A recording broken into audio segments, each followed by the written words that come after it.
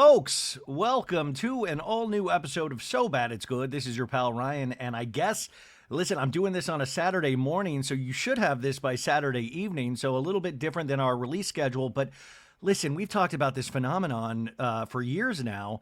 From the period right before Christmas to right after New Year's, we're in a bizarro zone. We're in the phantom zone that this time does not exist. I was watching my stories last night, TikTok, and I read something that was very fitting of saying, like, listen, you can be as weird as you want in this week between Christmas and New Year's because Santa only really counts. He says, have you been good this year? And that leads up to Christmas. And then that week after Christmas, Santa doesn't count if you're naughty or nice. So you can feel free to be whatever you want to be in this week. And I have certainly benefited from that. And I hope you guys have as well. I love that I'm apologizing at the start of the show instead of usually I wait till like 5 or 6 minutes in to apologize. But I released 3 episodes this week and I feel guilty somehow. I'm like, oh my God, I didn't release the normal 8. What's become of me? What has happened? Oh my goodness, you guys must be freaking out. I'm being completely facetious. Don't worry. I understand that. By the way, there's like 1,000 episodes of this, and we got to talk about that in a second. Not about the 1,000 episodes, but about my surgery coming up, which is going to be this Monday, and what you should be expecting this next week. And I hope my whole listenership doesn't abandon me. Because I will be out for a week, even though there'll be some new episodes released. It's just going to be a little different, but yeah, we're in this phantom time period where nothing makes sense. You don't know whether you're coming or you're going. I don't know usually what day. There was, I'm ashamed to admit, there was a time this week where I was like, wait a sec. I got even confused when I was on Jeff Lewis this past week. I was on the 26th. For some reason, my dyslexic weird brain kept reading the 29th. And then Rebecca pointed out to me that the 29th doesn't make sense because that's a Sunday. And I was like, wait, Jeff doesn't even record on Sundays. How does this even make sense? But that period of time is so weird because you're just in this holiday vortex. And I was lucky enough to go back to Arizona and be with my dad and my sister and family. And I will say, I'm sure we'll talk about this more at some point, but, the holiday was a success for the most part. It was the second year without Becky Bailey. And thank you to everybody. I posted a picture of my mom from a couple of just three Christmases ago. Man, it's so weird. You judge your life in Christmases or Hanukkahs, happy Hanukkah or Kwanzaa's. But guys, it's good to be back. I've been scared to step up to a mic because I took a couple days off, and there's this dread I feel when I have to get back to it because I'm like, did I forget how to speak? And as you can tell, I have. But it's this weird push pull. If you do something every day for so long, for so many hours at a time, when you stop, it feels like you're kicking a drug. It genuinely feels.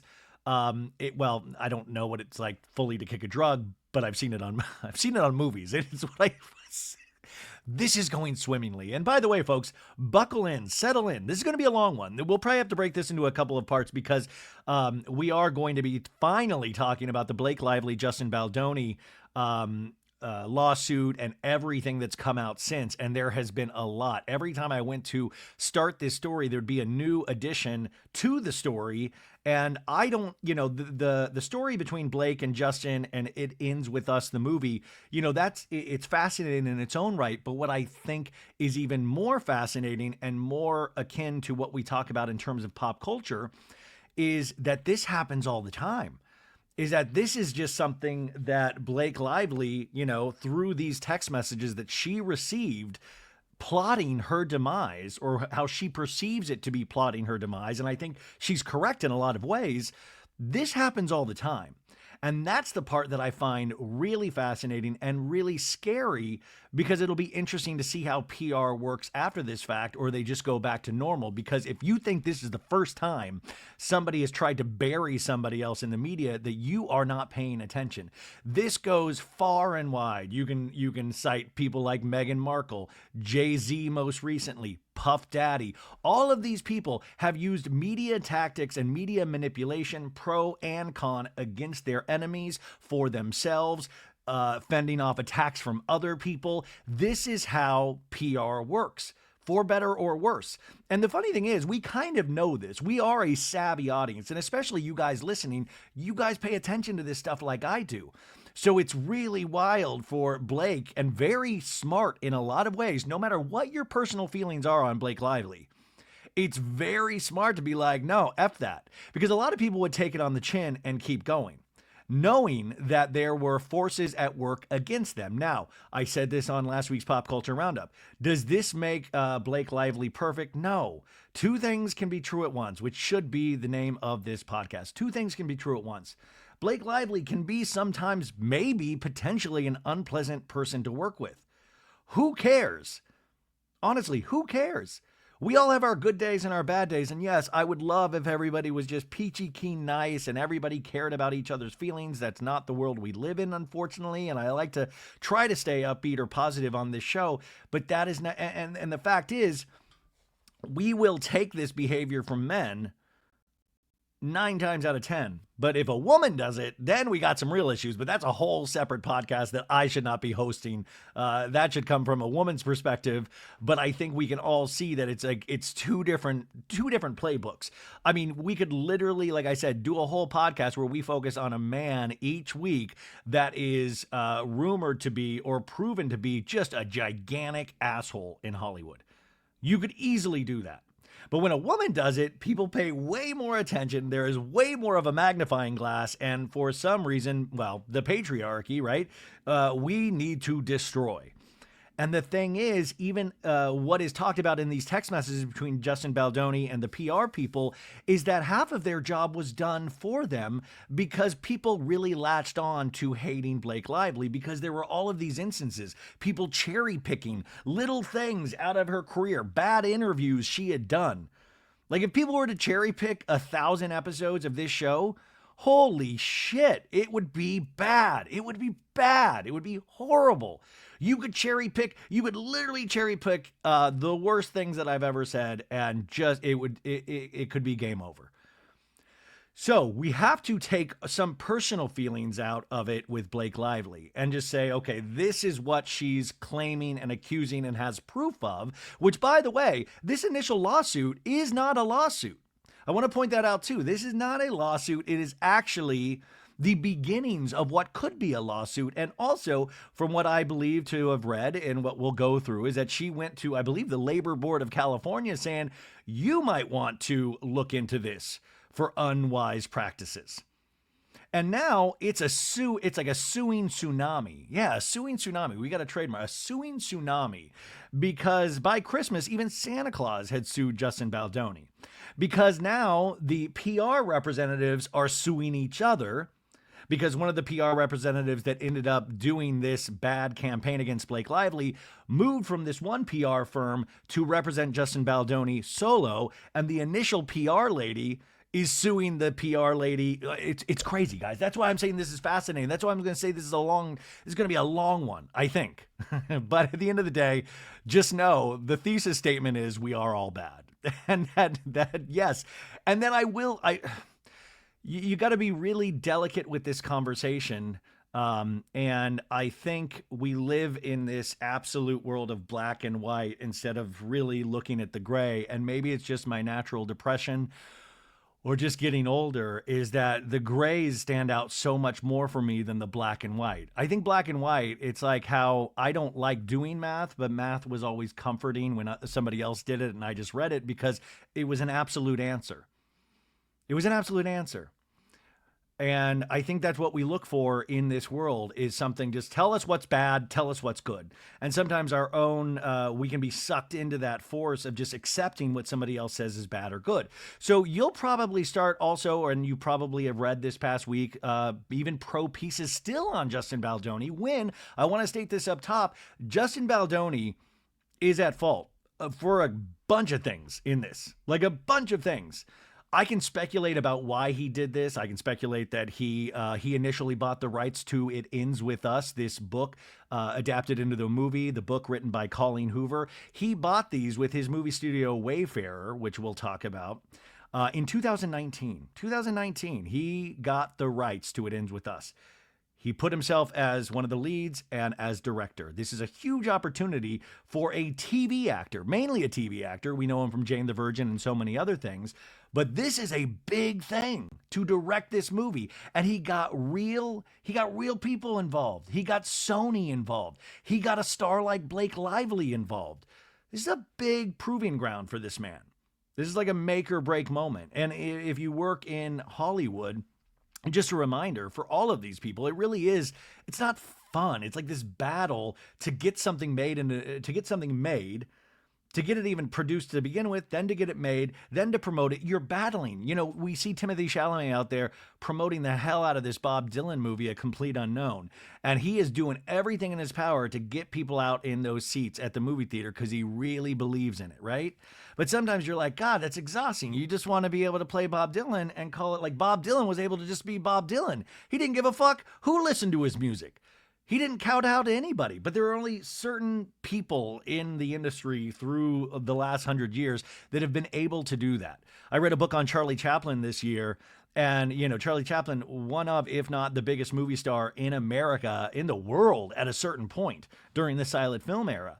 And what I didn't recognize was like literally the government was after Charlie Chaplin. And also Charlie Chaplin was a childhood hero of mine. Now realizing he was also a pretty gross dude when it comes to girls, when it comes to women. Like, and I mean girls. He had a predilection for younger girls.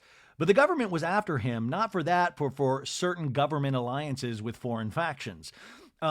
So, you know, even the things that we perceive at a time to be one way, you look at the story later and realize all of the things that happen behind the scenes. Now, that could have happened within It Ends With Us, right?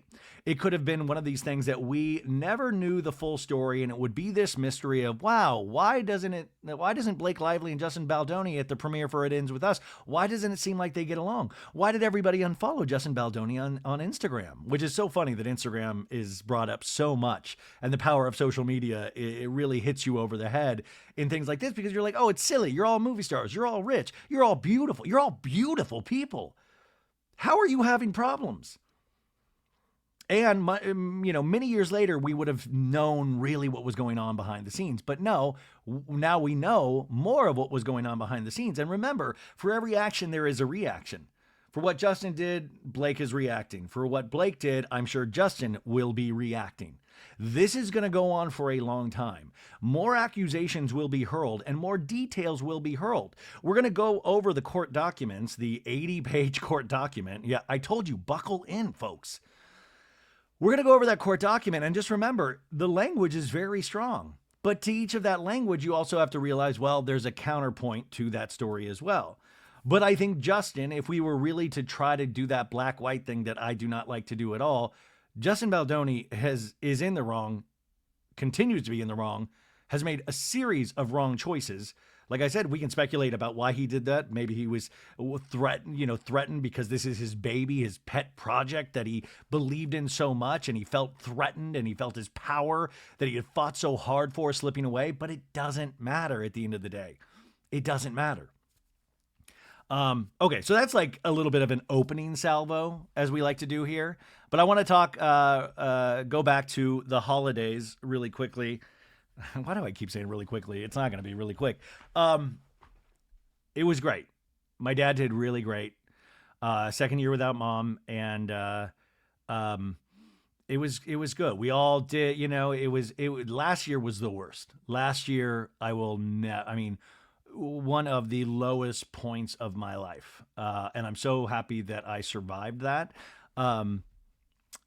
But this year I was really nervous, not so much for myself, but just nervous to be around like that energy. And, the first night I was there, I said this on the podcast last week. It was really weird. I had, because I sleep in the room where mom passed, she passed at home.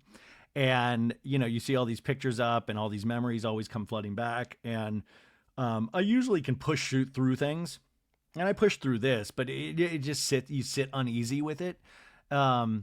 But my dad did really good. We made him and Rebecca made my mom's bubble bread. My mom used to make this. It's bubble bread. It's I don't know what, but it was this recipe, and it's this thing we would have Christmas morning, and it's just delicious, you guys, just delicious. And you have to have the dough balls rise, and then it's really specific. I can't even. I'd have to be Jeremy Allen White from The Bear to really explain the technicalities of this recipe.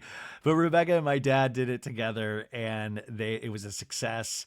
And we had, dad made a nice eggs and bacon and bagels Christmas morning, and we had mimosas like we used to do with mom every Christmas morning, and we got through it, man. And my sister, my God, my sister, I'm so proud of her. She killed it.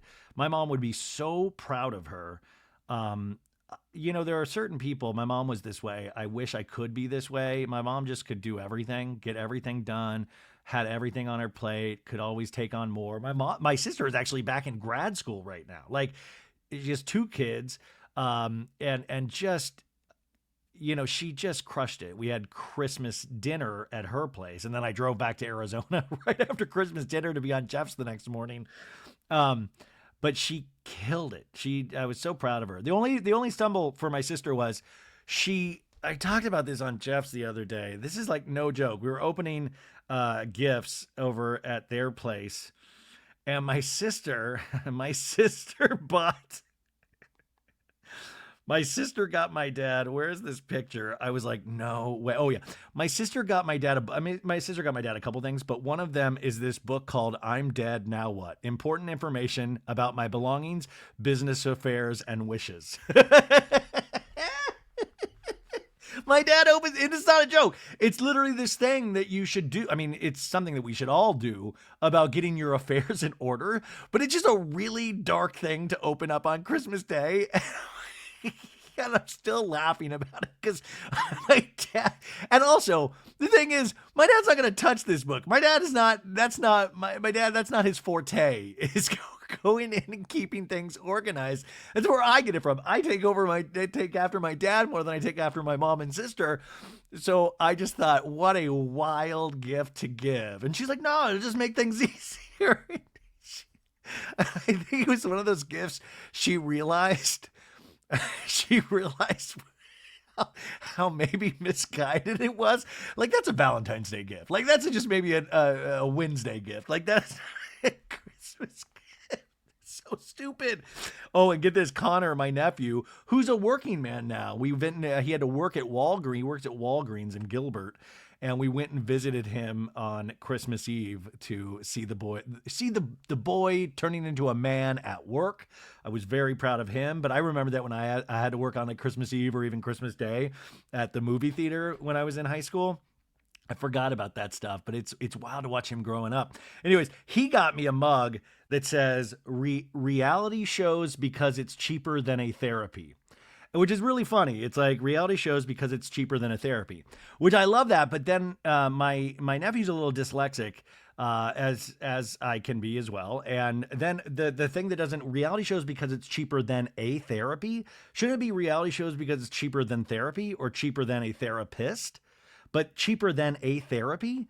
And I said, hey, Kara, to my sister, I was like, did he make, like, how did this, it seems a little, the A is misplaced, which we laughed about. Connor, if you're listening, I love this glass. I can't wait to drink out of it as I'm drinking out of my Spider-Man mug. Like a grown man. And also, you guys, my nephew, God, my nephew is he's a 16-year-old boy making ditty jokes right and left. This kid, remember, you're just making off-color jokes when you're that age, and you're like, and then I got in trouble with everybody because I started making jokes too, and I should be the bigger person that's like teaching him the right way to like joke and not joke about things. And then I was just trying to impress him, so I was doing ditty jokes, and yeah, not good. Not my proudest moment. Got into a little trouble for that. But anyway, that was a quick holiday update, and it's just been nonstop. So basically, we put out 3 episodes this past week. We had Annabelle DeSisto, Amy Archer from Little Miss Recap. We had Tom Hamlet with the Pop Culture Roundup, which, by the way, we'll have a brand new Pop Culture Roundup on Monday with Miss Sophie Ross. Woo! And she is back from her honeymoon and ready to roar. But yeah, I put out those 3 episodes and then had to drive back to LA, did Jeff's, and I was going on, I mean, maybe like 2 hours of sleep. Like by the time I got to Jeff's at Sirius, I was running on fumes. And we actually had a really funny episode that day. Really, like so many laughs, and it was so fun. I was on with Sarah Colonna. I think you can listen to the replay on the Sirius app. And I won't be on Jeff's this next week because I am going to be in surgery, which brings us to the surgery. So if you've heard this podcast the last year, you know I have been sick at least once a month for the last 12 months. And turns out I went to an ENT and I have a huge sinus blockage. And I will continue to get sick every month, and it'll get worse and worse unless I have this removed, this sinus blockage removed. And so we are finally doing the surgery on this Monday, the 30th. So I'm going to have a couple episodes ready to go for you guys for the week. And then you won't hear from me. And Patreon as well. What up, baddies? I'm doing a Patreon episode right after this. We're going back to recapping Vanderpump Rules. I took a little Vanderpump Rules break because James Kennedy disgusted me. And it just made me think bad of myself and all men and just that we're horrible. But I'm trying to get back to laughing at it again. We're going to get back to laughing at it. God, it's so weird. I have so much to catch up with you guys on, and it's only been a couple of days. So, like I said, this is going to be long. So yeah. Anyways, the surgery happens on Monday. It's wild, you guys. So I did the pre-op. I have done all these appointments for pre-op, and yesterday did the pre-op appointment. And we get there at 9, and then at 10 o'clock I go under. They put you out, and the surgery itself is 3 hours long. 3 hours, you guys. And then an hour in recovery. And then Rebecca should be able to take me home if all goes well, which I hope it does. And the next couple of days, I guess, will be a little or a lot painful. There's going to be a lot of stuff that are still coming out of my nose, which is fun to think about. Okay, but wait, I will say this Jenna Lynn, if you're listening, got the scariest DM. I don't open a lot of my DMs, and this is one of the reasons why. I opened this random DM, and it says, "Cancel your sinus surgery. I've heard so many horror stories. From brain issues to my bro-in-law died on the table for a minute. I mean, he came back, and it didn't make him a better person, but still, don't do it." That's a lot of information in a DM. That's a lot of information in a DM. Cancel your sinus surgery. Her bro-in-law died I could die on the table for a minute. So basically, I hope everybody tunes in today, because this could be one of my last podcasts ever. And by the way, if it is, this is going to be a super eerie little piece that maybe people will pull from of like, remember a couple of days before his surgery, he was talking about dying on the table. In fact, the more I talk about it now, the more I keep wanting to talk about it, but also realize how dark and disturbing it is. So I've got to stop. Yeah, but I'm a little scared after I got that text message. So I guess they just go out there with this like tube, and then they've got to figure out, like, they won't be able to, like, there's something about moving like my septum, like depending on how much trouble it gives him. Maritza thinks I'm going in for a nose job, which I will tell you, I like my nose. Like, my nose is not the thing I would change if I got plastic surgery. It would be the love handles. I would get lipo everywhere. I'd like to do something with my eyes as I get older. I've got a lot of, it's called the forehead. Forehead creases that are popping up. So there's a lot of stuff I would do before a nose job. And like nose isn't even on the table if I got plastic surgery. Now, I don't even know what I would require. I was sending Maritza and Sandra a picture of, the nose I would like. And it's Michael Jackson in his last years. That's the nose I'm eventually going for. No, I like my nose. I have no problem with my nose, even though there's that fact as you get older, your nose and your ears get bigger. I don't know if that's an old wives' tale but that's stuck in my head. And that's scary as hell that, like, by the time you die, if you live an old, successful life, you'll look like Mickey Mouse. I mean, the ear part, but yeah, as you can tell, I'm a little nervous. And so, So this next week, and it's the first week of January, but I hate, like, there's something when you ride a horse for so long, you're scared to get off of it because I'm scared that everybody's just going to stop listening, and when I come back, nobody's going to listen anymore because that's just the paranoid world I live in all the time. But I trust that you guys will be back with me. So yeah, next week it's going to be Monday. I have a Tuesday episode with an interview, and I think that will be it for the week. Now, luckily, Bravo has been off the air for the last 2 weeks. I mean, it's still there, airing repeats and stuff like that, but they are not airing Southern Charm, Real Housewives of Beverly Hills, Real Housewives of Salt Lake City, Below Deck Sailing Yacht, Married to Medicine, Real Housewives of Potomac. Real Housewives of Potomac released last Sunday, but they, I don't believe, are releasing this Sunday because it's going to be New Year's. And yeah, I am ringing the New Year's of 2025 in bed after nose surgery, and I'll be pretty laid up, but you know what?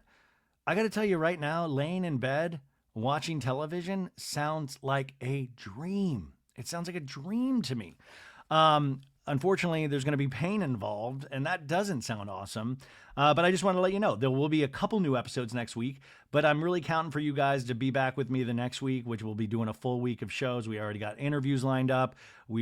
Curious Case of Natalia Grace, that's coming back to the air, and we got an interview with that. We got a lot of cool stuff already in store for 2025. And which, by the way, Patreon, did you get your holiday cards? Didn't Maritza knock it out of the park? Isn't that cool? The Wicked theme? I loved it so much. Oh my God. I still haven't seen Wicked, by the way. And I want to see that Bob Dylan movie. Who has the time? God, Timothy Chalamet, if you're listening, since I'm going to be laid up in bed, I can't go to the movie theater. Is there any way you could bring over a personal copy and we just watch it together, and me and you just make me laugh with your little Timothy Chalamet energy? This Timothy Chalamet, he's never going to be a Justin Baldoni. I still am a little curious, though, about his relationship with Kylie Jenner. Like, that's the one thing that I can't really make heads or tails of. And I think that's like the mystery of Timothy Chalamet. Like, nothing else is a mystery about Timothy Chalamet, but that relationship with Kylie is. And maybe that's the thing that he really loves the most, is that there's something mysterious about me. And at the end of the day, you could be just like, oh, the dude's just like a normal dude, and he likes, like, you know, like surgically enhanced beautiful women. Like, I'm trying to compliment her, but at the same time be realistic. Like, you know, like maybe that's just the thing. Or maybe Kylie Jenner is one of the best people he's ever met in his life, but it doesn't add up to, you can never judge a book by its cover. I don't know, folks. We're here to talk about other things. You guys miss this? You guys, it's been a couple days. Okay. Did I catch you up with everything? I think I did. Yeah. We did okay. Oh, Squid Game. Squid Game season 2 came out. I wasn't feeling great yesterday, and I think I was a little nervous about the surgery, and I ended up watching all 7 episodes of Squid Game season 2, and I loved it. A lot of people are going to tell you that they don't like it. A lot of people are going to say, nah, nah, nah. The only way I can explain Squid Game Part 2 is if you've seen Empire Strikes Back. If you've seen Empire Strikes Back, the Empire Strikes Back ending is all hope is lost. That's the only spoiler I'm going to give for you, but already know that season 3 of Squid Game has already been filmed, and it's going to release in summer or fall of this year. So it's already filmed. It's going to release in summer or fall, and that's the end of Squid Game. They said it's only going to be 3 seasons, so there's an ending in place. This is the middle 7 chapters of the story. And I personally loved it. I thought it was great. And I've been looking at some discourse online on TikTok, and I just feel like, once again, there's no delicacy in terms of like reviewing things. It's like, oh, I don't like it. It's not the initial Squid Game. Yeah, Squid Game was one of the best seasons of television out there, period. But I think this is they did not drop the ball. I thought this was excellent. I thought it was excellent in a different way. I thought it was just perfect for what the story is trying to go, where the story is trying to go. And I can't wait for season 3. It got me really excited. You do have to remind yourself of some of the things that happened in Squid Game season 1, because it was literally 3 years ago. God, I was thinking about that. 4 Christmases ago is when me and my entire family got COVID together. I don't know if you've been with me that long. Do you remember that? That was another time where I had to take a couple weeks off because I literally it was right that first year of COVID, and we had done good, hadn't gotten it, went back to Arizona. We all got it. My mom, my dad, my sister, we all did. And that was bad, man. That was really, really bad. So we were laughing about that, but we got through it. Just like you're going to get through 2025. Are you scared a little bit for 2025? Trying to put my best foot forward, being positive, but we'll see, right? We'll see. Maybe I should die on that table. No, that's gross. Disgusting. Oh, by the way, shout out to my brother-in-law's mom, Linda. Linda, are you listening? Linda listens to this podcast on the regular. She says she will fall asleep listening to me. Maybe she actually just meant that talking to me in person, she falls asleep talking. No. She was talking about the podcast. She falls asleep listening to me, which that's not the first time I've heard that, but I thought it was amazing. And she watches all these shows. She watched the TLC shows. She watched the Bravo shows. She was up on everything. We gotta get Linda on this podcast in 2025. She is a hoot. They just moved from South Carolina to Arizona to be closer to my sister and their son. And she was. I wish I could have hung out with her more and talked reality. Okay, I keep just kind of trying to postpone getting started on this because once we get in, we're in, and there goes the rest of my day. But yeah, let's do it. Also, thank you to my Spotify listeners. Thank you for the people that you can now type comments on Spotify. Thank you to those people that are keeping a conversation going over there and rating us 5 stars. And thank you to the people on Apple Podcasts that have rated us 5 stars on there. It shocks me what we have built in 5 years, and I think the next 5 years we can go further. I hope with you guys anything is possible, but we're shaping up for a decent 2025. Okay, that's it. Okay, let's go. Okay, and I know everybody has already probably knows everything about this, and they're sick of hearing about it, even though it just happened less than or like about a week ago. It's only been out there a week, so I know everybody probably knows everything, but I'm going to go through this for my own personal edification. And if you don't know the story, I think you're going to be fascinated. If you do, hopefully there's going to be some details that you might not know. Yeah. There's so many sources on this, so I'm going to try to credit every article that I pull from and go through because there's been a lot of amazing reporting in this last week. Matt Baldoni over at Puck did some amazing reporting. The initial New York Times article that started this whole ball rolling we'll get into right now. But I know this is probably a week late and $1 short or whatever that saying is, but I still think this is worth putting into podcast form. Because I think this is going to come up a lot this year. Maybe not with this specific case, even though this case is still developing, but you're going to see a ripple effect, I think, through Hollywood. And it's going to be one of those things when any PR thing happens in this next year, they're going to point to this story exclusively and say, we got another Justin Baldoni burying Blake Lively scandal on us. And like I said, there are ramifications for the entire industry. Diddy trying to buy victims, putting out things to bury enemies. Like I said, this happens all the time. So it's interesting that we finally, have proof of this. And I just think it's, at the end of the day, sad for this movie, right? Because this movie, and Colleen Hoover, obviously one of the most successful authors at this current moment. I mean, she has bestsellers coming out of her ass. And this was, I believe, the first movie adaptation of one of her books.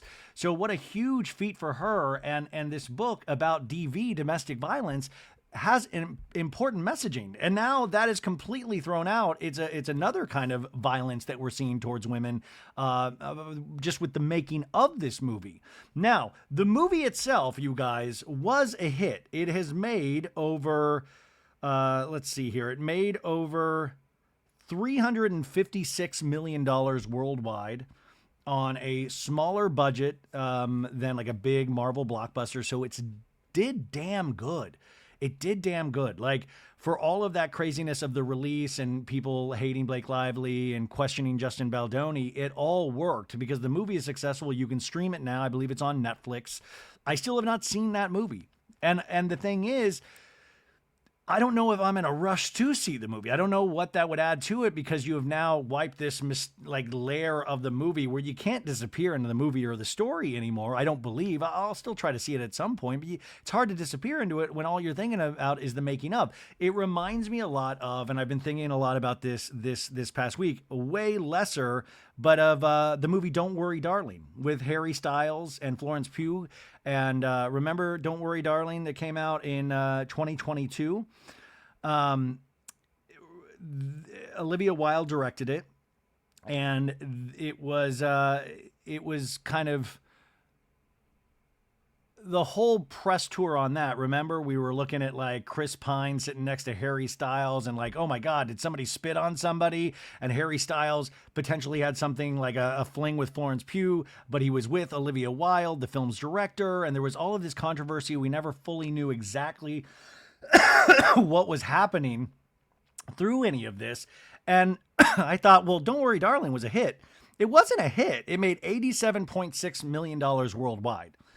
So I was kind of remembering it as more of a mid-size hit when it wasn't. Now, the movie itself, it didn't cost an insane amount to make, but 87.6, that sounds like a lot of money to you, but in terms of box office, it's not.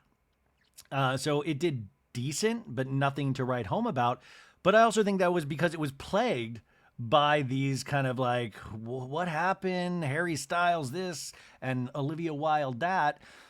And it ends with Us. For all of this drama, it still was a very successful movie. It I think, beat their projected earnings for this film.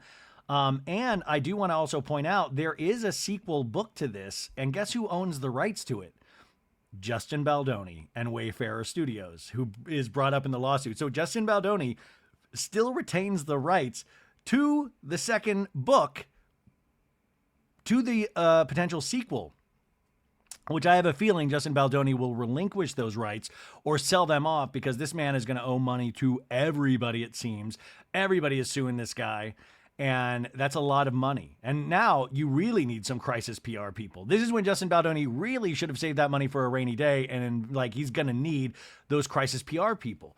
But crisis PR people, guys, those people exist for a reason, because there are crises. You know, you have smaller ones or bigger ones in your own lives, but in the industry, when you're trying to project a certain image that you've worked hard to uphold, that is worth money to people. You are going to spend money to protect that. This all started with the release of the New York Times article on December 21st.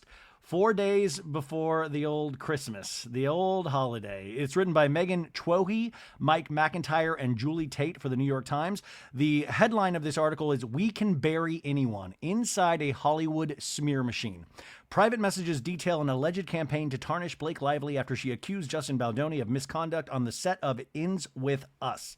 Now, a lot of people said, well, Blake Lively, this article was written in conjunction with Blake Lively or her participation. A lot of information was revealed in this that nobody knew of at this time. And they knew it would get this ball rolling. Now, a lot of people said, well, that was kind of nice of her to do it at Christmas, because a lot of people don't pay attention at Christmas. It's like burying the news stories that you see on Friday afternoons for the media cycle, because during the week it's more intense. Bravo does this a lot too, with like cast firings, things like that. It's usually on Friday afternoon, Friday evening. I'm thinking right off the top of my head when Jax Taylor and Brittany Cartwright weren't coming back to Vanderpump Rules, they did that on a Friday night. It's always those Friday, and I sometimes dread Friday nights because you think something huge pop culture is going to happen. But I think and I said this a couple times this week, is that I think this was this was horrible for Justin Baldoni to have it at Christmas. I think everybody is sitting there in this phantom zone of the holidays, just looking for things to hate on, looking for things to read, looking for mysteries to solve. You got the Reddit users, you got the TikTok people, like it's content they need to escape their families or escape whatever. Like that's when people are paying attention, I think, even more than usual. I think I'm a minority in thinking that, but I truly believe that. And I truly believe that was, so even this, the campaign, it's like every action, there's a reaction. This is a campaign then against Justin for Justin's campaign against Blake, which came first, the chicken or the egg. So also the other thing is, I think it's two-sided. I think it's like, also, let's ruin this fucker's Christmas. Let's ruin this guy's Christmas. Let's and he's not going to really know what's going to hit him. And he's going to have to try to figure it out, because I am curious of when Justin Baldoni knew this New York Times article was coming out. Because he obviously was able to prepare when he realized things weren't going well on It Ends With Us, the physical production. He knew to reach out to Crisis PR saying, hey, I don't think things went well. I think Blake Lively might be out to get me, and hired Crisis PR up, right before the release of this movie. So I don't think he had that same time to prepare, because I don't believe he was tipped off that this was continuing. But we'll find out more. Anyways, this article, fabulously written, and it just talks about last summer's release of It Ends With Us, approached Justin Baldoni, the director and the star of the film, and Jamie Heath. Jamie Heath comes up a lot. He is the president of Wayfarer Studios, the lead producer for Wayfarer Studios, and Justin Baldoni's best friend. During shooting, Blake Lively, the co-star, had complained that both of the men, Jamie Heath and Justin Baldoni, had repeatedly violated physical boundaries and made sexual and other inappropriate comments to her. Their studio, Wayfarer, Jamie and Justin's, agreed to provide a full-time intimacy coordinator, bring in an outside producer, and put other safeguards on set. In a side letter to Miss Lively's contract signed by Mr. Heath, Jamie, the studio also agreed not to retaliate against the actress. These are all important details. And as the article goes in, you realize that when production started, there were a lot of these awkward, uncomfortable situations that made Blake Lively feel unsafe. And so they had come up with this agreement to please Blake Lively, to make her feel safe. And this is one of many mistakes that Justin Baldoni made because he went against the contract, because they did retaliate against the actress. No matter how you want to argue it, there is proof that he did. Okay, says, but by August, the two men who had positioned themselves as feminist allies in the Me Too era expressed fears that her allegations would become public and taint them, according to a legal complaint that she filed Friday. It claims that their PR effort had an explicit goal to harm Ms. Lively's reputation instead. Her filings include excerpts from thousands of pages of text messages and emails that she obtained through a subpoena. These and other documents were reviewed by the New York Times.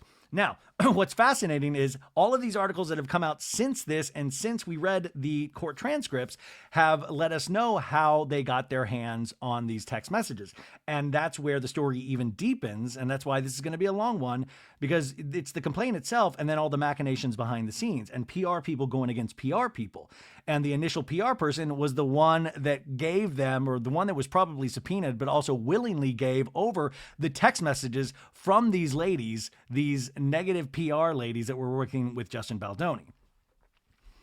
So it starts, there have long been figures behind the scenes shaping public opinion about celebrities through gossip columns, tabloids, and strategic interviews.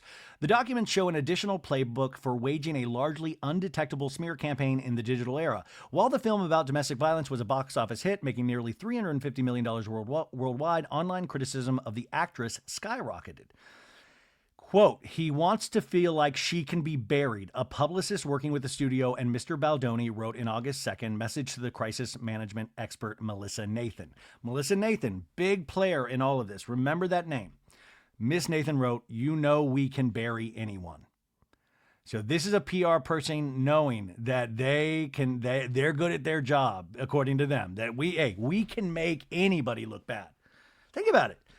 This goes back to high school. This goes back to the mean girls and guys at high school that would just try to bury you with bullshit rumors, bullshit. It's that kind of, we never get out of high school, folks. We never get out of high school.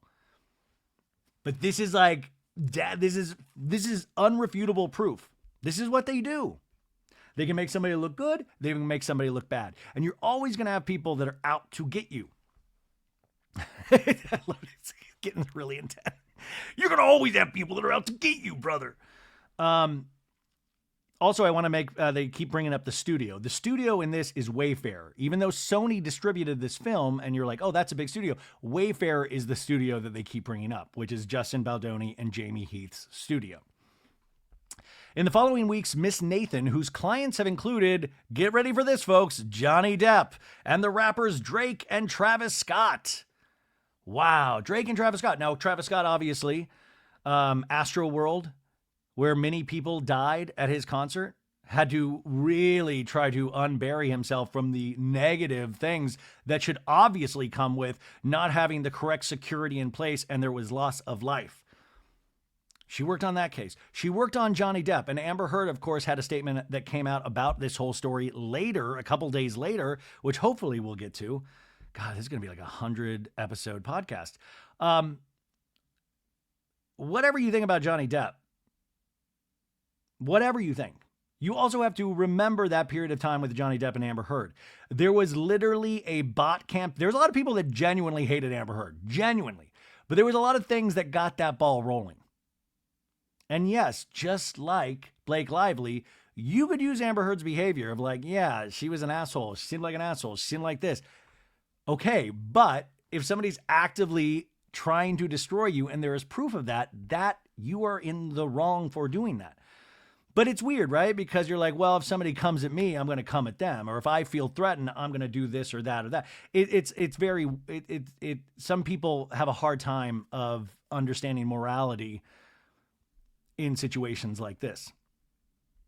And don't even get me started about Drake. Drake, I mean, pretty much buried by Kendrick Lamar this year. And I don't think fully has recovered from this at all. I mean, Drake is going to need all the PR crisis managers in 2025 to get back to God.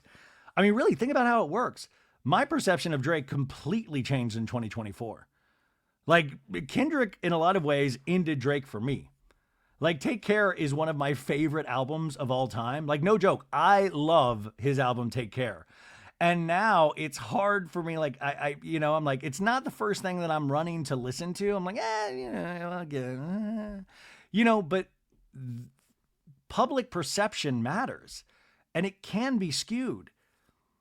I mean, if Kendrick is releasing diss tracks about somebody and they make a lot of sense and they got a good beat, you start going like, yeah, this guy, what is it? What is it with Drake? He's a good looking dude. He never seems to be happy. He's got a room full of Birkins for his future wife. He's just online with streamers all day. You're like, that's weird. He's like a 40-year-old dude. It's like a 40-year-old dude doing a podcast about reality shows. It's weird. It's suspect. Okay, so Miss Nathan had represented all of these people. She went hard in the press, pushing to prevent stories about Mr. Baldoni's behavior and reinforce negative ones. So she would prevent stories of negativity towards Mr. Baldoni. She would squash stories, but reinforce negative ones about Blake Lively. So the negative ones, a lot of them were real, but she would push those out through bots and things like that, allegedly. The text messages show this. Jed Wallace, a self-described hired gun, led a digital strategy that included boosting social media posts that could help their cause. So that's interesting. So they would take these real things, but they would have a hired person, Jed Wallace, carpet bomb. And you can do that. You can boost your social media posts. I don't know if you're on that side of Instagram where Instagram always for me is like, do you want to pay $20 to get this in front of more people? They'll do this. Like anybody that, if there's any fellow podcasters listening or watching this, you know that when you post something about your podcast, the algorithm squashes it. It's like a spigot that turns off. Because if I make a silly meme, that is going to spread a lot further than anything remote to any kind of promotion. First off, genuinely, people don't really love seeing things about promotion. But on top of that, Instagram turns it off for the most part. You'll see it. You might see it later. You might see it, but it's just you're not going to see it as widely as you would for just a regular post because they want you to pay to promote. It's a business. These are all businesses. Justin Baldoni's a business. Blake Lively's a business. An attorney for Wayfair said in a statement to the Times that the studio, its executives, and public relations representatives, quote, did nothing proactive nor retaliated against Miss Lively and accused the actress of another desperate attempt to fix her negative reputation. So this is Wayfair already trying to fight back, saying we didn't retaliate. And that'll come up later of like, well, we didn't know that I didn't know I can't be responsible for what a PR person does. And that's why those text messages come in handy. Now, guess what? Guess who's representing Wayfair? Get this, folks. Hold on to your coal mining asses. It is Brian Friedman, one of our favorites this year. Brian Friedman, I've mentioned so many times on the podcast this year. Brian Friedman, you are having the best/worst year ever. You are so firmly in business right now. You know, Brian Friedman is one of Bethany Frankel's representatives for the Reality Reckoning, represents Rachel Leviss. Used to represent Brandi Glanville, dumped Brandi Glanville, sadly, and Brandi is obviously still suffering a lot for a lot of different reasons. But Brian Friedman and Mark Garagos, his partner, and Mark Garagos you see pop up all the time, they handle these really tough cases, and they're really good. Brian, I'm a fan. Don't sue me. I love it. I don't love it. No, I think it's gross. But you know what I'm saying? Like, you see this guy's name pop up everywhere. He knows what he's doing. Brian says these claims are completely false, outrageous, and intentionally salacious, with an intent to publicly hurt and rehash a narrative in the media. Mr. Friedman did not address her allegations about misconduct during the filming by Mr. Baldoni and Mr. Heath. He alleged that Miss Lively planted negative and completely fabricated and false stories with media about Mr. Baldoni, which he said was another reason why Wayfarer Studios made the decision to hire a crisis professional. So he's saying, yo, this all started because she did it first. She was being negative first. She did this first, which I don't think they have any proof of yet. Could it be possible? Sure. And also, we also have to look into account, this is why it's such a fascinating story, you guys, and I hope you appreciate it as much as I do, and I hope I'm telling this correctly. Remember, Blake Lively is a part of a power couple. Ryan Reynolds is not just an actor. Ryan Reynolds is now a billionaire. Ryan Reynolds has his own advertising company, his own soccer team, Wrexham, but also his own advertising company. This man, Ryan Reynolds, gets a lot of shit out there in the media. A lot of people bag on Ryan Reynolds. I'm fine with Ryan Reynolds, but you got to appreciate the man's a businessman. The man literally, Mint Mobile, the liquor brand, all of these things. And also, I think Blake Lively has taken a page out of Ryan Reynolds' book and, unfortunately was doing weird things like promoting her hair care line during the promotion of It Ends With Us. But also, that's what she watches from Ryan. That's what she watches from all these big celebrities. They all have their own brands. Was it misguided in the promotion of a movie about DV? Hell yeah. But also you'll find out later that the studio, Sony, wanted them to stick to a more positive campaign for It Ends With Us instead of digging into a conversation, a dark, deeper conversation that should be had about domestic violence. They'd rather highlight the positive things about It Ends With Us. It's a story about strength. It's a story about hope. Now, Justin Baldoni saw this and goes, okay, I'm getting buried right now. I'm going to talk about domestic violence, even though Sony doesn't want me to do it. And he looked like the hero. That's how dark and twisted this all is. Now, is there a world in which Justin Baldoni does believe that DV is wrong? Hell yeah. I'm sure he does believe DV is wrong. I'm sure he thinks he had the purest of intentions in all of this up until the burying of Blake Lively and whatever weird behavior he seemed to have on set as a director and an actor. But as I told you last week, having worked with actors for a very long time, we're weird fucking people. Like, honestly, go read a biography about Marlon Brando. It's always the men that are weird. Well, actually, no, that's not true. I've been around some weird actresses as well. Some bigger named, where they're just a different type. They're a different type of person. I used to work at a spa, and Renee Zellweger would come in every day to get like a seaweed wrap. One of the nicest people that I've ever met in Hollywood. But also you could tell there's a touch of weird. I told you that story about meeting Anne Hathaway at the same spa. I thought Anne Hathaway was flirting with me. And I was like, what? Anne Hathaway likes me? And then you just realize, oh, that's how she is with everybody. That's the power of actors, is that they make everybody believe that they're in love with them. Like they have this like kind of weird aura, but you also like pick up on this weirdness where you're like, how do you live 24/7? You're trying to envelop the lives of all these people that you portray on screen. It's like a wild, weird job. And if you are lucky to be one of the 0.2%, 0.02% that actually are able to eke out a living in Hollywood, you're going to fight like hell to keep that.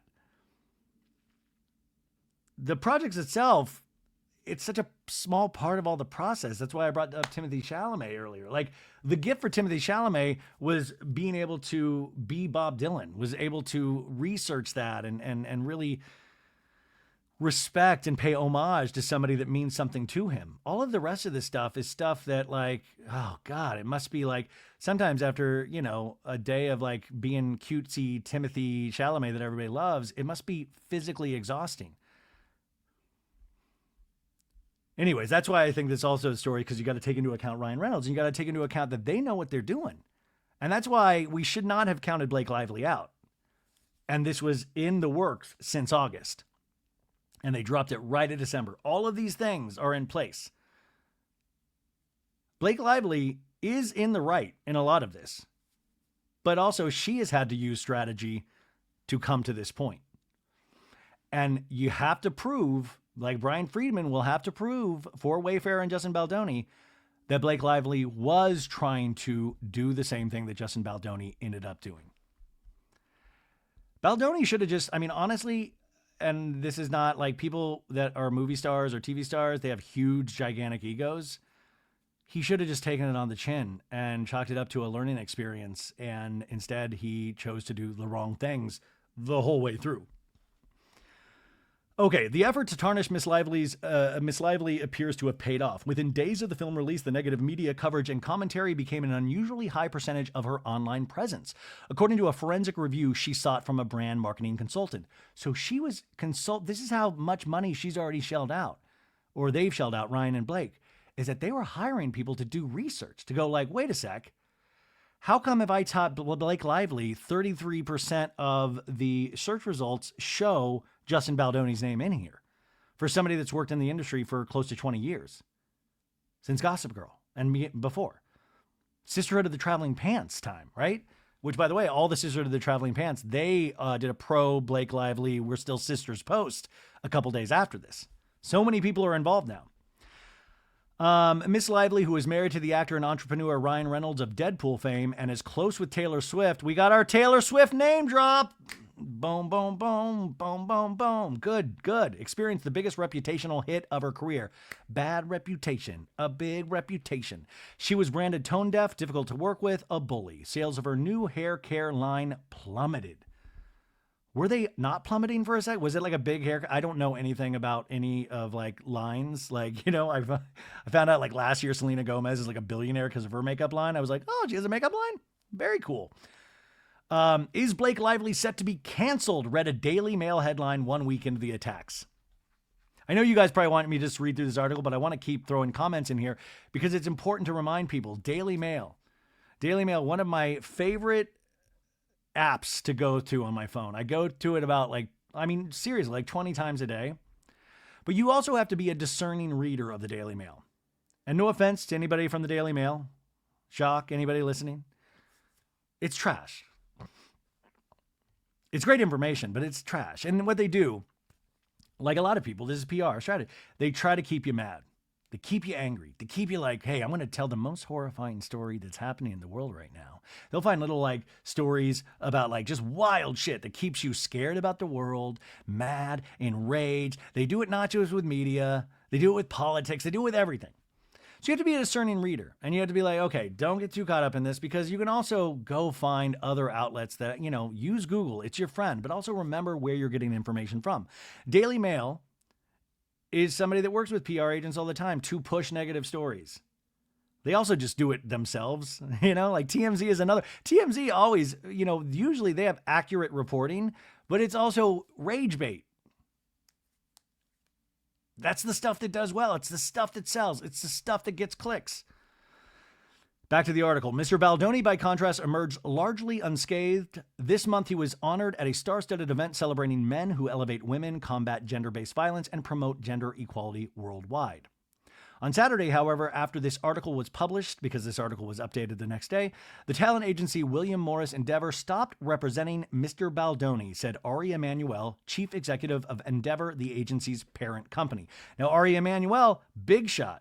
Ari Emanuel is who Jeremy Piven's character from, I was about to say Succession, from Entourage was based. Ari Emanuel. I shit you not. That's the inspiration for Jeremy Piven's character in Entourage.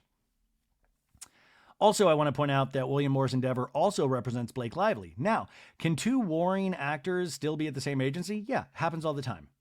But they had to cut ties. Also, the award that they talk about right here was rescinded the next day. They have taken back this award from Justin Baldoni. Ms. Lively's complaint against Mr. Baldoni, Mr. Heath, Wayfarer, Steve Sarowitz, which is a co-founder of the studio and also a man with deep pockets, a billionaire, billionaire. Mr. Wallace, Miss Nathan, the PR person, and Jennifer Abel, another PR person, alleges sexual harassment and retaliation, among other claims. The complaint filed with the California Civil Rights Department is a precursor to a lawsuit. That is an important detail. So it's not, sorry, it wasn't the, I misspoke earlier about it being about, anyways, it's the Civil Rights Department of California. So this isn't a lawsuit. It's a precursor to a lawsuit. Guess what's about to be coming? It's a opening salvo. In a statement, Miss Lively said, I hope that my I hope that my legal action helps pull back the curtain on the sinister retaliatory tactics to harm people who speak up about misconduct and help protect others who may be targeted. So that's Blake's statement. She also denied that she or any of her representatives planted or spread negative information about Mr. Baldoni or Wayfarer. In May, several months after filming wrapped on this movie, It Ends With Us, Mr. Baldoni, this is where it gets petty, and this is where it gets ridiculous. Mr. Baldoni realized that Ryan Reynolds had blocked him on Instagram. Quote, "We should have a plan for if she does the same when movie comes out," Mr. Baldoni wrote of Miss Lively in a text exchange that included Miss Abel, a publicist who has long worked with him and Wayfarer. Quote, "Plans make me feel more at ease." Now, right, in the scope of this lawsuit, ooh, it sounds so evil. It sounds so gross. Oh my God, what an evil. But then if you try to look at the other side of the gray, you're like, okay, the guy's extremely paranoid and he wants a plan because he doesn't want to look like an asshole. Not really thinking this out. And also, the thing is, what I'm so curious about is the physical production of this movie. The stuff that Blake alleges of Mr. Baldoni's behavior, I truly think I mean, obviously the dude's a creep, but I do think he thought, I'm being an auteur, I'm being an actor and director, and we do weird things, and we try to get, like, you know how many, like, directors, like, look up Tarantino. Scorsese actually, I think, has a pretty decent track record in terms of directing, but a lot of, like, directors will try to get a take by doing something really kind of horrendous to get the reaction they want, and that's the business of making movies. We're making art here, folks. I know that sounds crazy, and I'm not trying to make a cop-out for Justin, but I am saying there is a world in which this man thought he was being an artist.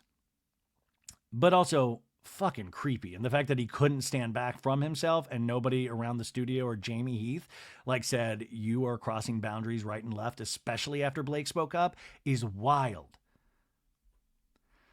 So he says, hey, let's get something going. Mr. Baldoni, 40, and Mr. Heath, 55, had a lot riding on the film, which is based on a best-selling novel. Mr. Baldoni, best known for the Jane the Virgin.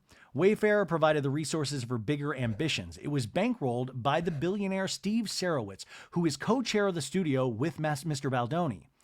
They and Mr. Heath, the chief executive, are all deeply involved with the Baha'i religious organization. I think I'm saying that name correctly. Baha'i is a religious faith. Somebody who practiced Baha'i, who I've actually read a lot about this faith because of Dwight Schrute from The Office.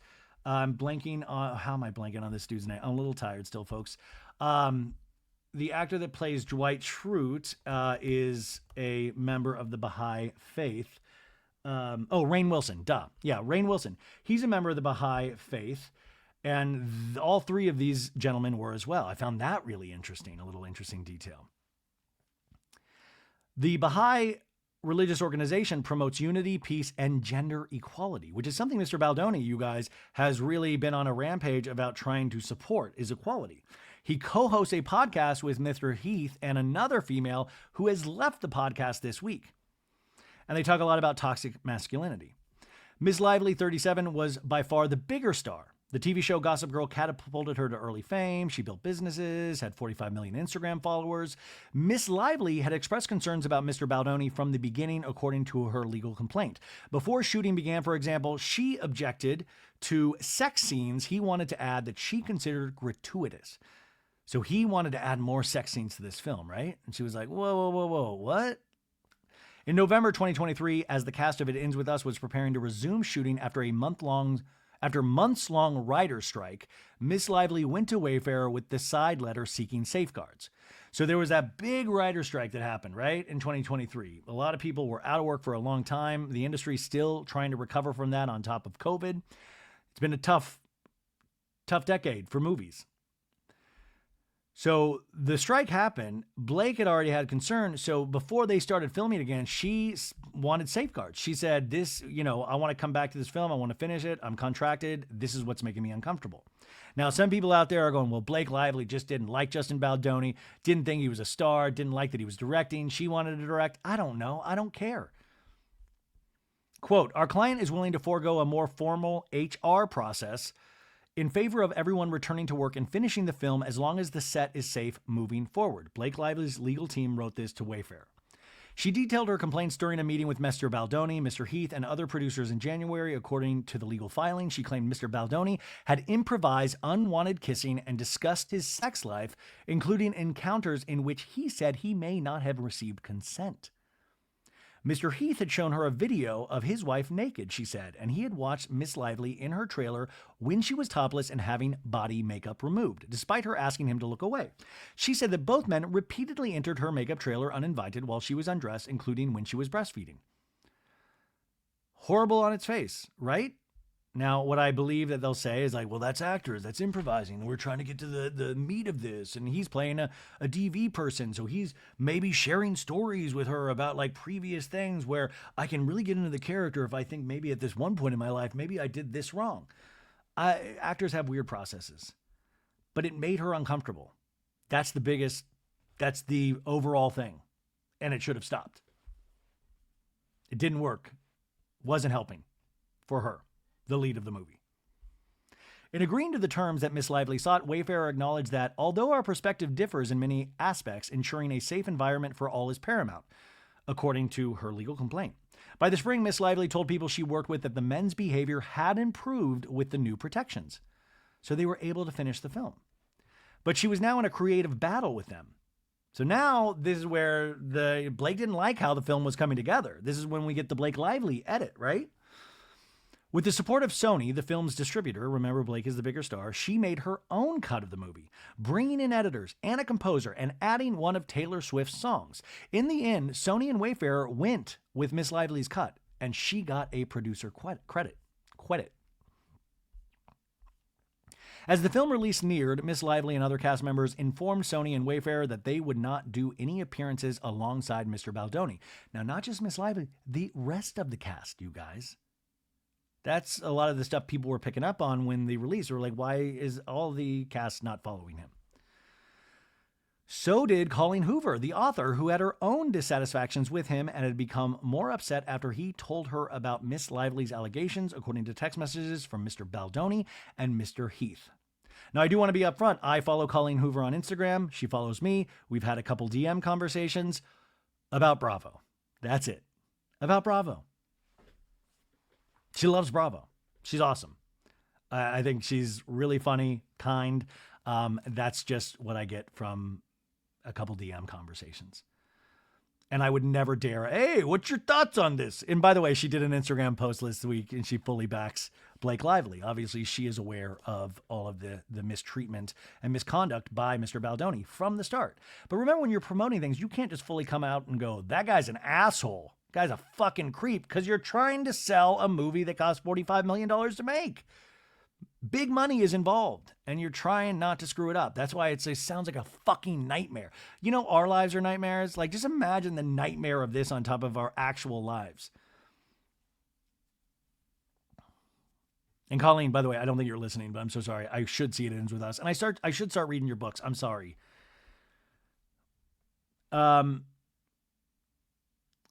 So Miss Hoover, it says, the author, who had her own dissatisfactions with Justin Baldoni and had become more upset after he told her about Miss Lively's allegations, according to text messages from Mr. Baldoni and Mr. Heath. So saying, hey, Mr. Baldoni told Colleen and was more upset at Justin after he told her all of this. By the first week of August, Wayfair and Mr. Baldoni had retained Miss Nathan, who had worked with high-profile clients, including Mr. Depp, whose ex-wife Amber Heard accused him of physical abuse. Mr. Depp successfully sued Miss Heard for defamation, and the trial became a spectacle amid suspicions of an online campaign to damage her credibility. This year, after a decade at the New York consultancy Hiltzik Strategies, Miss Nathan started her own firm, Tag PR. Its majority stakeholder, get this folks, is a company run by the entertainment industry executive Scooter Braun. Scooter Braun. It all ties in. We got Taylor Swift and Scooter Braun now with us. Taylor on Blake's side, Scooter on Justin's side, even though it's probably Scooter doesn't really, like, this is just a company that Scooter runs. Who knows what his involvement in any of this is. I mean, Scooter Braun. In an initial planning document sent to Wayfarer and Mr. Baldoni on August 2nd, Miss Nathan suggested media talking points, including that Miss Lively used an imbalance of power to take creative control of the film. But Mr. Baldoni wanted more, New York Times reports. Now, doing this show for this long and having the show become bigger, each year I have dealt more and more with PR and publicists. And this year, especially, I've gotten more of a peek into how all of this works. And dude, I'm small potatoes, man. I am not like, I'm not, but PR representatives all the time, most of the time they're great, but they're trying to get you to talk about their thing. They're trying to get you to promote the show and promote the movie and promote the song. That's what they do.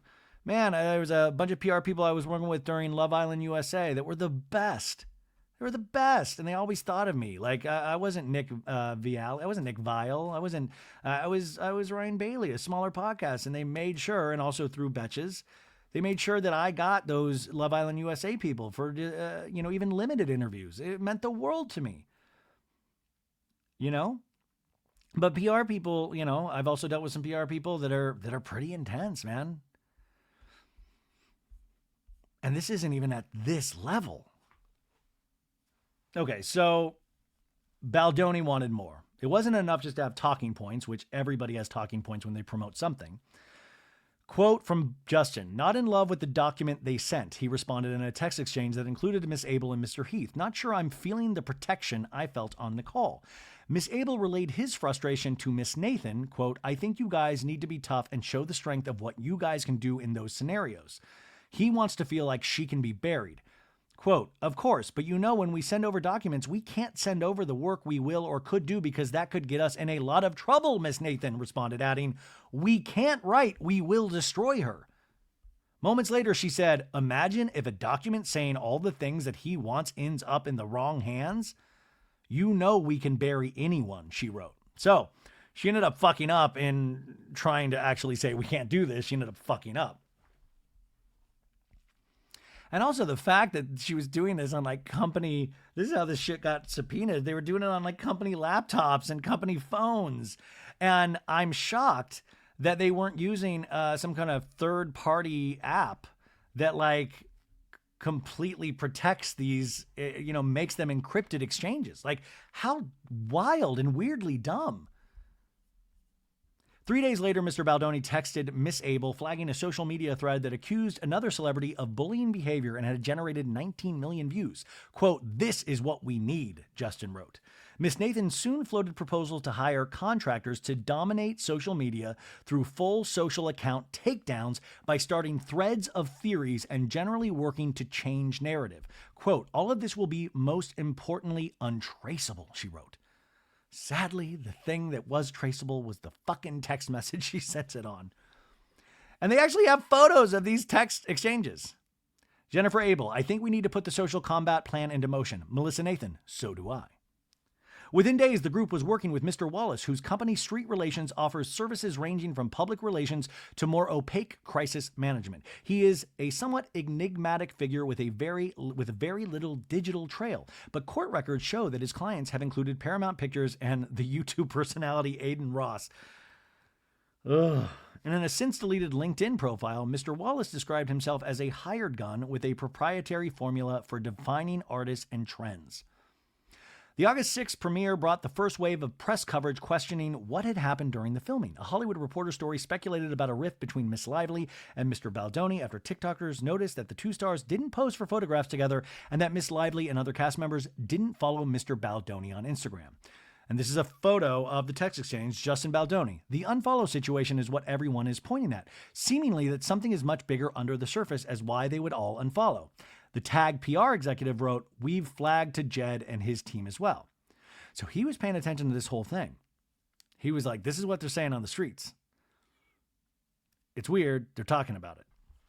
Miss Nathan had already been speaking to other journalists, according to text messages.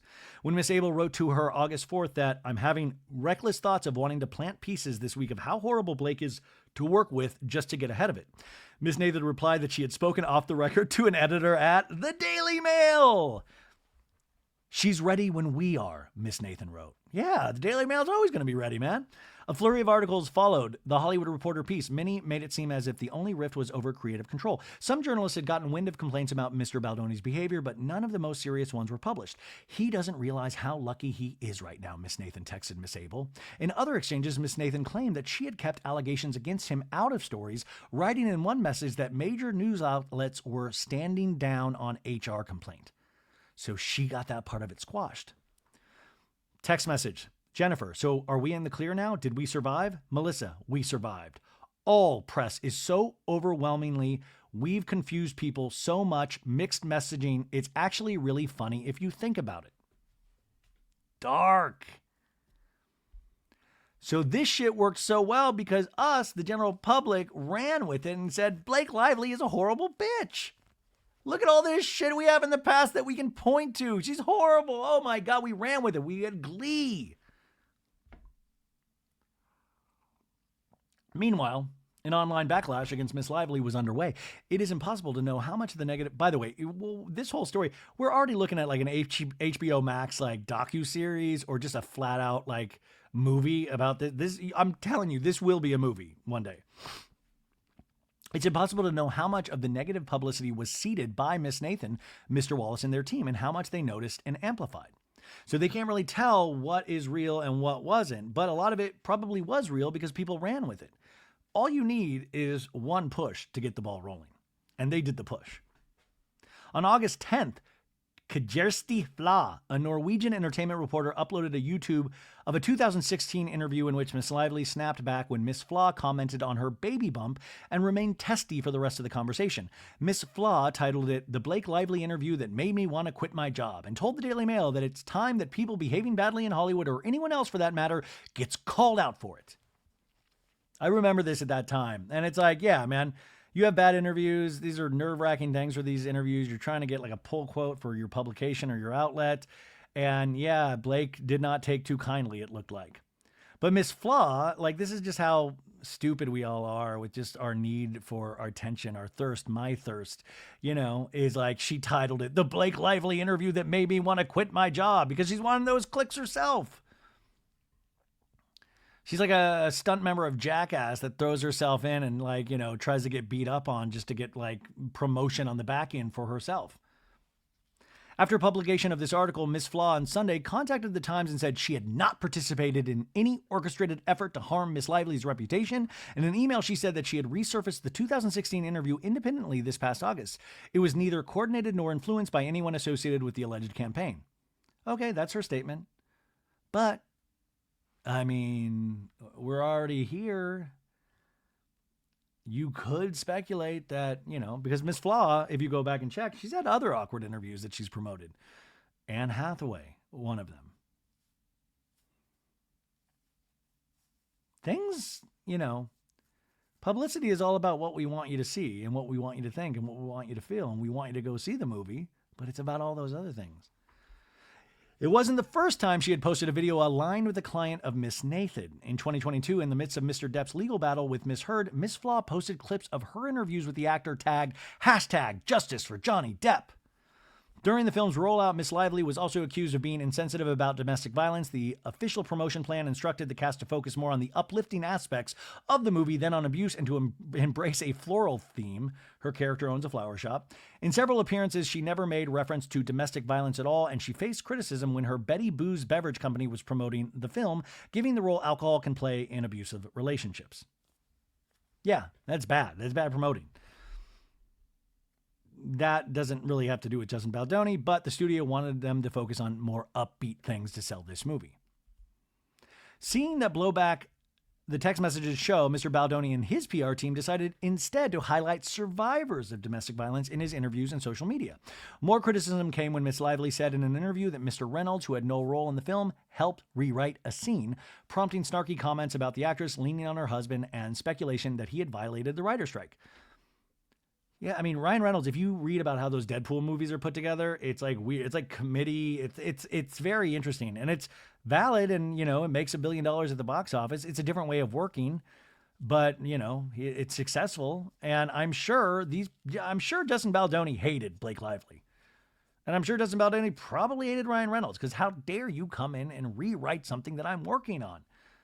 Big egos are at play on both sides, but it doesn't make Justin Baldoni right. It is unclear exactly how Mr. Wallace operated. There are references in emails to social manipulation and proactive fan posting, and text messages cite efforts to boost and amplify online content that was favorable to Mr. Baldoni or critical of Miss Lively. We are crushing it on Reddit, Mr. Wallace told Miss Nathan, according to a text she sent Miss Abel on August 9th. That's nothing to brag. We are crushing it. We are getting these people angry and suspicious. The next day, one of Miss Nathan's employees texted, "We've started to see a shift on social, due largely to Jed and his team's efforts to shift the narrative." Damning text message right there. Miss Nathan wrote to Miss Abel, "And socials are really, really ramping up in his favor. She must be furious," meaning Blake. "It's actually sad because it just shows you how it just shows you have people really want to hate on women." Dun dun. Even the PR person against Blake was like, man, this is easy because people really want to hate women. Like, from the horse's mouth. When a TikTok sleuth started asking questions about Mr. Baldoni, Miss Abel texted that this girl is on a very dangerous crusade. So they're paying attention to TikTokers, folks. We flagged to Jed and his team for more serious action on the social side. Throughout the text exchanges, Mr. Baldoni encourages the PR team, sometimes flagging social media posts for them to use. On August 15th, he proposes flipping the narrative on a positive story about Miss Lively and her husband by using their own words against them. Other times, he appeared to vacillate, seeking assurances about the tactics being deployed. When he notices a tabloid article critical of Miss Lively, he sends a worried text. "How can we say somehow that we are not doing any of this? It looks like we are trying to take her down." On another occasion, he wondered whether they were deploying fake bot accounts on social media. So even he was like, "What? This is a lot. What is going on? Did we do this? Did we do this? Did I do this? I don't want it to be this bad. I just want to look good." Quote, "I can fully confirm we do not have bots," Miss Nathan wrote, adding that any digital team would be too intelligent to utilize something so obvious. "Mr. Wallace's operation," she wrote, "is doing something very specific in terms of what they do. I know Jamie and Jed connected on this." Mr. Baldoni, Miss Nathan, and others on the team claimed in their text exchanges that Miss Lively was using her own public relations team to create bad press about Mr. Baldoni, but cited no evidence to support those claims. No evidence. By mid-August, the team was reveling in the damage to Miss Lively's image. This is a photo of the text thread. Jennifer Abel. "The narrative online is so freaking good and fans are still sticking up for Justin, and there literally has been no pickup of those two articles, which is actually shocking to me, but I see this as a total success, as does Justin. You did such amazing work." Melissa Nathan. "Narrative is crazy good. So did you. You did good work too. The majority of socials are so pro-Justin, and I don't even agree with half of them. LOL." The PR person goes, "It's all pro, and I don't even agree. I know him, and I don't agree with it." On August 16th, Miss Nathan shared the Daily Mail article headline, "Is Blake Lively set to be canceled?" with references to hard-to-watch videos and a tone-deaf promotional Q&A. "Wow, you really outdid yourself with this piece," Miss Abel responded. "That's why you hired me, right?" Miss Nathan replied. "I'm the best." Admitting that they pushed this Daily Mail headline, "Is Blake Lively set to be canceled?" Now, Daily Mail should be hanging their heads in shame, but shame is their game, so they don't care, probably. We men have to step up. A brand marketing consultant, Tara Keat, produced a report in August for Miss Lively that concluded she had likely been the object of a targeted multi-channel online attack similar to one against Miss Heard, and that it was damaging for her reputation.